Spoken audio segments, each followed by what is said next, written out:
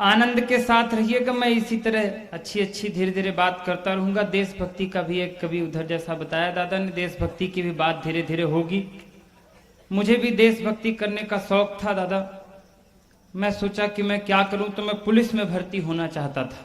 अच्छा, दरोगा जी इधर बैठे हैं, तभी मैं सोच रहा था कि इधर वार्ड नंबर 18 इतना शांत क्यों बैठा है। हमारे यहाँ दरोगा नहीं, एसपी होता है, सीएसपी होता है, डीएसपी होता है, टीआई होता है, आईजी होता है। दरोगा दरोगा होता नहीं है, नहीं तो फिर वो नहीं। पुलिस पर दरअसल मैं कविता सुनाना बंद कर दिया हूँ।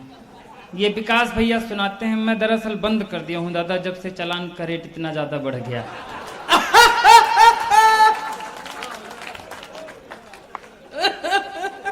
लेकिन मुझे भी देशभक्ति करने का जब भूत सवार था दादा, तो मैं भी एक मन आ गया था मेरे भी कि मैं पुलिस में भर्ती होना चाहता था। तो मैं जबलपुर ग्राउंड पहुंच गया। सामने एसपी साहब खड़े थे, हवलदार साहब खड़े थे। बोले सीना में फीता लगाओ, बताओ देश के लिए क्या कर सकते हो, तभी पुलिस में भर्ती हो पाओगे। साहब एकदम खून उबल रहा था एकदम। मैंने कहा मैं देश के लिए अंतिम सांस तक लड़ सकता हूँ। खुश नहीं हुए। बोले दूसरी बार फीता लगाओ, सीने में बताओ देश के लिए क्या कर सकते हो, तभी पुलिस में भर्ती हो पाओगे। साहब लहू का कतरा कतरा देश के नाम कर सकता हूँ, और क्या करूं, तब भी खुश नहीं हुए। बोले अंतिम मौका दे रहा हूं, ठीक से फीता लगाओ और बताओ देश के लिए क्या कर सकते हो, तभी पुलिस में भर्ती हो पाओगे। हम सीना में फीता लगाए और सांस फुला के बोले दादा भाई हम कह साहब ऐसा है कि हम 1.5 लाख तक दे सकते हैं।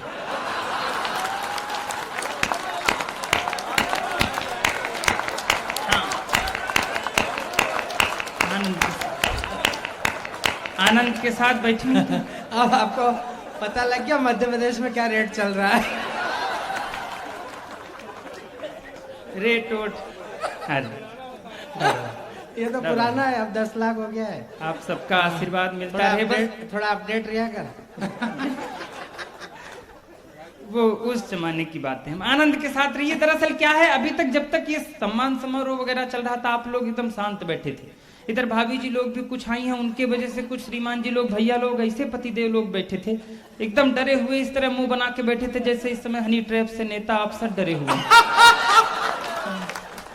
एकदम आनंद आनंद रहिए। तो एकदम मस्ती बजाना है तो एक बार पूरा सदन जोरदार ताली बजाकर बताइए, तू चेहरा में कभी। अरे मालूम पड़े कल से इसी का नाम नहीं आ जाए। ऐसे ही आनंद। दरअसल अभी विश्वास नहीं हो रहा था कि आप लोग श्रोता ही हैं। मेरे धोखा हो जाता है। विवाह के पहले मैं एक बार और आया था सतना कवि सम्मेलन पढ़ने। मैं उस समय गीतकार भी बहुत अच्छा था। दादा संचालन कर रहे थे, मुझको खड़ा कर दिया। हाँ ऐसा होता है। मैं विवाह के पहले जब आया, मैंने 15 मिनट तक आंख बंद करके गीत पढ़ा। अब जरा शंका थी थोड़ा थोड़ा कि जो लोग श्रोता नहीं है वो बताएंगे कि अंतिम पंक्ति में श्रोता ही बैठे हैं। हम 15 मिनट तक आंख बंद करके गीत पढ़े राजीव भैया की तरह। जब आंख खोले तो केवल एक ही श्रोता बचा था, बाकी सब चले गए थे। हम प्रणाम कर लिए उसको। हम कहे भाई साहब आपको मैं दंडवत प्रणाम करता हूं, बताइए मैं आपके लिए क्या करूं। आप ISI मार्क एकदम श्रोता है, बताइए मैं आपके लिए क्या करूं। तो वो हाथ जोड़ के बोला भाई अब कुछ मत करिए, और अगर आप शांत हो जाते तो मैं ये कुर्सियां और माइक लेके चला जाता, मैं टेंट वाला बैठा हूं। आप शांत हो जाते एकदम ताली वाली बजाते रहेंगे तो थोड़ा अच्छा लगेगा। आदत हो जाती, ये जैसे लाइट से माइक चल रहा है ऐसे ताली की हम कवियों की आदत हो जाती। आदत किसी की खराब ना हो जाए, बड़ी खराब चीज होती है। हमारे मोहल्ले में एक बस कंडक्टर की शादी हुई तो आदत खराब थी। शादी की पहली रात जब अंदर गया तो बीबी से बोला कि थोड़ा और खसको, अभी 2 सवारी की जगह और खाली है। यहाँ तमाम तरह की समस्याएं इस देश पर हैं, लेकिन आनंद के साथ रहिए। मैं ज्यादा कोई ऐसी बातें नहीं करूंगा। आज राजनीतिक लोग बड़े लोग हैं, और मैं ये कहता हूं दोस्तों, आज 2 महापुरुषों का भी जयंती है। एक वो महापुरुष जिसने कभी किसी औरत की फटी साड़ी देखकर आजीवन धोती पर रहने का वचन लिया, और एक वो महापुरुष जिसने एक रेल दुर्घटना होने पर भी अपने तत्कालीन रेल मंत्री पद से इस्तीफा दे दिया था। उन दोनों महापुरुषों की जयंती पर एक बार पुरजोर तालियां यहां से वहां तक वो चेहरा बताए कि कवि सम्मेलन उनकी याद में शुरू हो रहा है, उनकी स्मृति में शुरू है। तमाम आनंद। राजनीतिक बातें कोई करनी ही नहीं चाहिए नीलांशु भैया। राजनीतिक कोई बात नहीं। अभी चुनाव निपटा है, चुनाव से एक बार निपट के आइए तो ऐसा लगता है कि जैसे कुंभ नहा के आ गए। हम 4-5 महीने त्रस्त थे, तरह तरह के लुभावने आते थे। एक नेताजी चुनाव प्रचार करने गांव पहुंचे तो बाहर से खड़े होके बोले, कहीं इस बार हम लोगों को फिर से वोट दीजिए, विकास होगा। इस बार हम लोगों को फिर से वोट दीजिए, विकास होगा। तो अंदर से एक चाची निकल आई, कहीं नेताजी झूठ मत बोलिए, पिछले बार भी आप बोल गए थे कि विकास होगा, लेकिन विकास नहीं हुआ था, पिंकी हुई थी। तमाम तरह के लुभावने अलग अलग। एक नेताजी और शहर में आए तो आते ही बोले, हाँ आते ही बोले, कहीं क्या समस्या है आपके शहर में? हम कहे साहब कांग्रेस की सरकार आ गई, हमारे यहाँ कोई समस्या नहीं है, सड़क है, पानी है, बिजली है, सब है हमारे यहाँ, केवल शमशान नहीं है हमारे शहर में। कोई मरता है तो बहुत समस्या होती, शमशान नहीं है साहब। नेताजी और खतरनाक थे, कहीं इस बार हम लोगों को वोट दीजिए, एक एक घर में शमशान बना देंगे। आइए 4 पंक्तियों से धीरे से शुरू होता हूं। ये बड़े लोग बैठे हैं, ये बड़ी बगिया है, एक छोटी सी कली इस बड़ी बगिया की आपको झलक दिखाने के लिए खड़ा हुआ है। मैं 4 पंक्तियां समर्पित करता हूं धीरे से।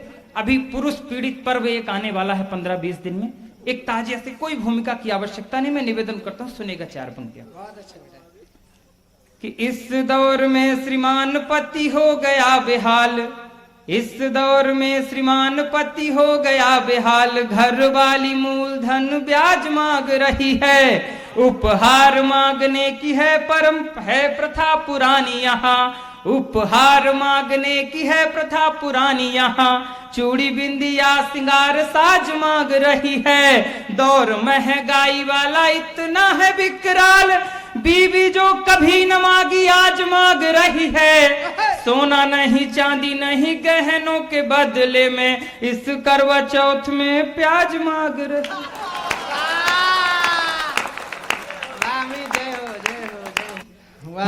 मैं तरोताजा विवाहित पुरुष हूं, उभरता हुआ पति कि मैंने एक शादीशुदा मित्र से ये पूछा, यार तुम ये बताओ दूल्हा घोड़े पे क्यों जाता है? ये नचिकेता ओज सुनाता है, मैं एक खोज की बात सुनाता हूँ।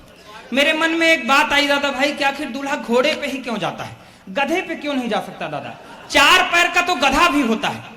अंतिम पंक्ति में आपको पता चलेगा कि दूल्हा गधे पे क्यों नहीं जा सकता है। अगर मजा आ जाए तो फिर अंतिम पंक्ति तक बता दीजिएगा पीछे तक। कि मैंने एक शादीशुदा, एक दिन वो मुझसे कह रही थी, कहीं जानते हैं आपको पाने के लिए मैंने 16 सोमवार के व्रत रखे।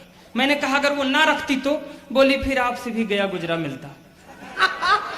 मैंने एक शादीशुदा मित्र से ये पूछा, हाँ बोली जानते हैं आपको शादी के पहले भी मैं बहुत अच्छी तरह से जानती थी, शादी के पहले भी मैं आपको आकर देखती थी घर में। मैंने कहा जब इतना देखती थी तो आखिर तुमने मुझ में क्या देख करके शादी की? बोली 1-2 बार मैंने आपको आपके घर में बर्तन मांजते हुए देखा था।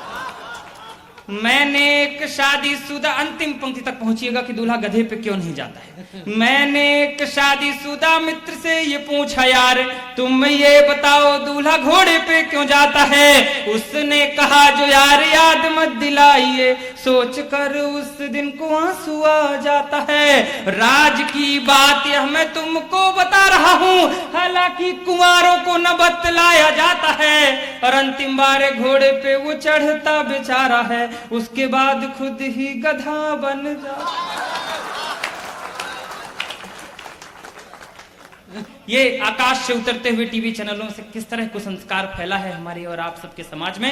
इन्हीं कुसंस्कारों का ही प्रभाव है कि आज माँ बाप अपने बच्चों से ये उम्मीद नहीं करते कि मेरा बेटा मुझे खाना देगा या नहीं, बल्कि इस बात की भी चिंता करने लगे हैं कि मेरा बेटा मेरी चिता को आग देगा या नहीं। मैं 4 पंक्तियां समर्पित करता हूं, अगर ठीक लगे तो फिर आप सबका समर्थन मिले। कि खुशियां न पूछो यार पुत्र पैदा होने पर। एक पिता का पार्थिव रखा था, 4 बेटे उसके प्रदेश से आए थे, लेकिन दुर्भाग्य उस पिता का कि चारों बेटे अपने पिता को दाह संस्कार करने को तैयार नहीं थे। कोई अपनी बीमारी का बहाना कर रहा था, कोई 13 दिन छुट्टी ना मिलने का बहाना कर रहा था। वो दृश्य आंखों पर रखी और 4 पंक्तियां निवेदन करता हूं। कि खुशियां न पूछो यार पुत्र पैदा होने पर, परिवार वाले लोग नाचते व गाते हैं। बेटे की संवारने के लिए जिंदगी को रोज माता पिता सपने भी कितने सजाते हैं। वक्त का ये खेल देखो बेटे जब कमाने लगे, समय बदला। वक्त का ये खेल देखो बेटे जब कमाने लगे, सपने माँ बाप के वो आंसू बन जाते हैं। और अंतिम पंक्ति में एक शब्द का 2 अर्थ में प्रयोग किया है, अगर अंदर तक झकझोरे तो फिर पीछे तक हाथ खोलिएगा। वक्त का ये खेल देखो बेटे जब कमाने लगे, सपने माँ बाप के वो आंसू बन जाते हैं। कंधे पे पिता ने जिन बेटों को घुमाया कभी, वही बेटे आज कंधा देने में लजाते हैं। कंधे पे पिता ने जिन बेटों को घुमाया कभी वही बेटे आज। 4 पंक्तियां और समर्पित करता हूं, बड़े लोग बैठे। मात पिता ईश्वर का रूप दूसरा थे यहाँ, लगता है जाने किस दौर की ये बातें हैं। इन बड़े लोगों के बीच शायद मैं कभी बन पाया या नहीं इनको सुनकर, लेकिन अंतिम पंक्ति में एक पलट और करता हूं अपनी बुद्धि से, अगर ठीक लगे तो आशीर्वाद दीजिएगा। मात पिता ईश्वर का रूप दूसरा थे यहाँ, लगता है जाने किस दौर की ये बात है। सुख बल जीवन का नहीं कुछ जान पाए, पढ़े भी नहीं थे किंतु बच्चों को पढ़ाते हैं। और अपनाने वाला भी जो बच्चों को खिलाते थे वो आज भी 2 रोटी बड़ी मुश्किल से पाते हैं। लोरियां सुना के बेटों को सुलाते थे कभी जो, आज बेटों की वो सुन गालियां सो जाते हैं। लोरियां सुना के बेटों को सुलाते थे कभी जो। आइए एक कविता समर्पित करता हूं जो पहले दौर का समय मेरे लिए निश्चित था। मैं एक कविता समर्पित करता हूं जो शायद अमित शुक्ला को इन बड़े लोगों के बीच बहुत खड़े होने के लायक बनाया। लेकिन ये सब संस्कार की बातें, हम सब रीवा सतना के लोग हैं आदित्य दादा। हमारा संस्कार जरा दूसरे तरह का होता है, थोड़ा सा हम ज्यादा संस्कारवान होते हैं, पूरे हिंदुस्तान में ही संस्कारवान। हमारे रीवा में अभी एक सज्जन खत्म हुए तो उनके 2 बालक थे, तो बड़ा वाला बोला कि छोटू तुम पिताजी की अस्थियां लेके चले जाओ इलाहाबाद, हम यहाँ 13वीं की तैयारी कर लें। वो चला गया तो 10 किलोमीटर पहले नैनी में जाम लग गया, तो वहीं नाले में पिताजी की अस्थियां निपटा के चला आया। अब जल्दबाजी, दरअसल हम संस्कारी वाले दादा। अब दूसरे दिन बड़ा वाला उठा तो उसको डर था कि ये पहुंचा नहीं वहां तक, तो भूमिका बांधने लगा। कहा छोटू, रात को बाबूजी सपने में आए थे और कह रहे थे कि छोटू हमको इलाहाबाद नहीं पहुंचाया, कहां तुम छोड़ आए बाबूजी को। छोटू और संस्कारवान था, कहा बाबूजी की हमको यही आदत नहीं अच्छी लगती भैया। 300 किलोमीटर यहाँ शिकायत करने चले आए, 10 किलोमीटर इलाहाबाद बचा था तो वहां नहीं जा सकते थे। ये हम लोगों का संस्कार ज्यादा है थोड़ा, सही से हम लोगों का कल्चर ही अलग है। शशिकांत दादा अभी पिछले महीने 2 महीने पहले भी रीवा गए थे, तो मैं इनको घुमाने के लिए ले गया, तो कहीं रीवा सतना ये थोड़ा सा डिजिटलीकरण नहीं हो पाया। हम कहे काहे, कहीं यहाँ डिवाइडर नहीं दिख रहे हैं सड़क के बीच। हम कहे दादा आप महानगर में रहते हैं, वहाँ डिवाइडर बनाए जाते होंगे, हमारे यहाँ प्राकृतिक रूप से डिवाइडर रहते हैं। लेकिन कैसे? हम कहे हर आधा किलोमीटर के बाद देखिए सड़क के बीचों बीच एक बैल खड़ा रहता है, वो डिवाइडर का भी काम करता है और ट्रैफिक हवलदार का भी काम करता है। आइए मैं एक कविता समर्पित करता हूँ, निवेदन करता हूँ जो मेरी परिचय की कविता है। 2.5 से 3 मिनट मैंने तालियां आपसे बजवा ली हैं। इस कविता की भूमिका केवल इतनी है कि मैं जब पति बना तो हर पुरुष का सपना होता है कि पति बनने के बाद पिता बनना। जब कवि एक पिता बनना चाहा तो कवि की कल्पना कहां से कहां तक गई। निवेदन करता हूं, कोई ताली नहीं, कोई बाह नहीं, मेरे मन से जुड़िएगा। अगर मैंने आपके चेहरों पर खिलखिलाहट लाने की कोशिश की है तो कसम उस खिलखिलाहट की थोड़ी देर मेरे मन से जुड़िएगा। चित्र बनाइएगा, छंद मुक्त रचना 2 से 2.5 मिनट। निवेदन करता हूं, मंच का भी आशीर्वाद चाहता हूं कि कल रात मैंने एक सपना देखा। सपने में कोई अपना देखा, एक अजनबी सी सूरत थी, देखने में बड़ी खूबसूरत थी। मैंने पूछा क्यों मौन हो तुम, प्यारी ये तो बताओ कौन हो तुम। बोली अभी तक धरती ने मुझे जाना नहीं। पापा क्या आपने भी मुझे पहचाना नहीं। मैं बहुत ही जल्द किलकारी मारने वाली हूँ, आपकी बेटी बनकर धरती में आने वाली हूँ। आंसू खुशी के छलकने लगे। पिता पुत्री जब सपने में मिलने लगे, मैंने कहा कन्यादान। मैं उस बच्ची से क्या कह रहा था, मैंने कहा कन्यादान महादान है, ये वेदों की शिक्षा थी। और किसी बेटी का पिता बनूं ये मेरी भी इच्छा थी। इसलिए सारे दुख दारिद्रों को हर जाओ, बिटिया लक्ष्मी बनकर आ मेरे घर जाओ। तुम्हारे आने पर खुशियां मनाऊंगा, नाच गाना और जलसा कराऊंगा। तुमको कांधे पर बिठाऊंगा, पालने पर झूला झुलाऊंगा, उंगली पकड़कर स्कूल पढ़ने ले जाऊंगा, पढ़ा लिखा कर बड़ा अफसर बनाऊंगा। अरे आओ देखो तो बेटी मेरा देश कितना खूबसूरत है। दादा भाई मैं उस बच्ची को इस माटी का गुणगान सुना रहा था। मैंने कहा अरे आओ देखो तो बेटी मेरा देश कितना खूबसूरत है, जहाँ हर बाला देवी की मूर्त है। अरे जब कोई अपने सत्कर्मों का फल पाता है तब वह इस धरा पर जन्म लेकर आता है। इतना सुनते ही कविता का यू टर्न मारिएगा। इतना सुनते ही उसकी सिस्कियां फूट पड़ी और वो गुस्से से मुझ पर टूट पड़ी। बोली सच है पापा, कभी देवता पैदा हुए थे इस देश में। अब शायद अगली पंक्ति में आपके गुस्से की तालियां आएंगी। बोली सच है कभी देवता पैदा हुए थे इस देश में, अब तो बस दरिंदे घूमते हैं यहाँ इंसानी वेश में।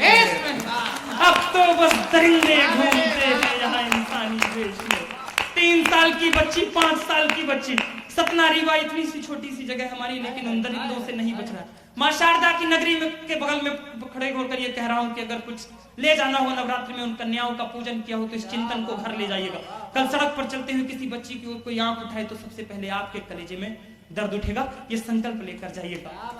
बोली सच है, बोली सच है, कवि देवता पैदा हुए थे इस देश में, अब तो बस दरिंदे घूमते हैं यहाँ इंसानी वेश में। आप कहते हैं यहाँ कन्या देवी मान ली जाती है, फिर क्यों उसी देवी की असमत लूट ली जाती है। मैं जैसे ही अपने पैरों पर खड़ी हो जाऊंगी, और वो बच्ची मुझसे क्या कह रही थी, अंतिम 4-6 पंक्तियां संभालिएगा। मैं जैसे ही अपने पैरों पर खड़ी हो जाऊंगी, आपको पता भी नहीं चलेगा कब बड़ी हो जाऊंगी। पिता के लिए पुत्री कभी बड़ी नहीं होती है। मैं जैसे ही अपने पैरों पर खड़ी हो जाऊंगी, आपको पता भी नहीं चलेगा कब बड़ी हो जाऊंगी। अरे आपका कलेजा तो उस वक्त दर्द से मचल जाएगा जब कोई भेड़िया आपकी खिलखिलाती कली को कुचल जाएगा, और आप उस भयानक दर्द को फिर सह नहीं पाएंगे, और उस घटना के बाद समाज में इज्जत से रह नहीं पाएंगे। इसलिए क्षमा कर देना। हम सब रोज बिटिया मांगते हैं उस परमात्मा से, लेकिन उस बच्ची का दर्द, इसलिए क्षमा कर देना। हे पिता क्षमा कर देना। मांगना तो भले कुछ मांग लेना ईश्वर से तुम, लेकिन भूल से भी औलाद अपनी बिटिया ना मांग लेना तुम। धिक्कार है। अंतिम 4 पंक्तियां पूर्णाहुति की विदा करिएगा। धिक्कार है जहां लोग जानवर से भी बदतर सोच पालते हैं और एक मासूम बच्ची के शरीर को नरपिशाच नोच डालते हैं। आप जैसे कई पिताओं के सपने, क्या किया था मैंने, बस एक सपना ही तो देखा था। आप जैसे कई पिताओं के सपने यूं ही टूटते रहेंगे जब तक समाज में वहशी दरिंदे आवारा घूमते रहेंगे। बहुत बहुत शुक्रिया, बहुत बहुत आभार।